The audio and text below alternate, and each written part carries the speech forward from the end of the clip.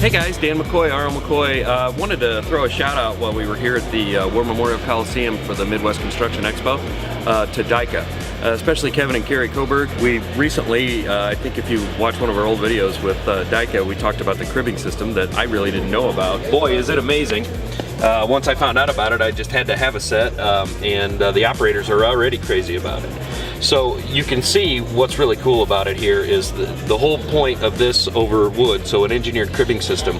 Let's go back to basic statics, basic engineering, not to geek anybody out a little bit here, but what we've got here is a normal force applied by the outrigger, and then what equals that sliding force or resist the sliding force is the frictional force.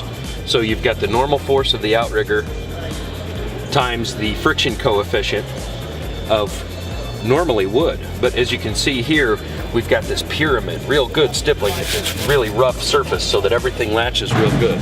So when you start putting these systems together, it's a good tight fit, and that's without a normal force on it. Then we alternate the stack. It doesn't take much effort.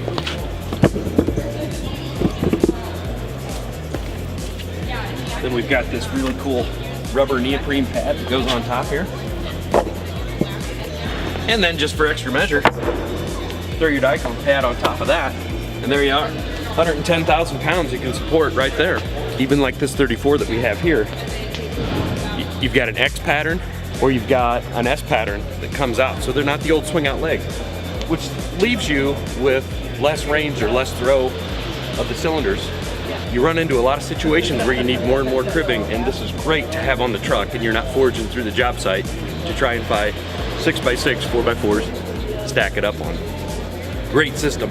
I'm real happy with what we've got so far, and I think you guys will be seeing these on most of our pump trucks.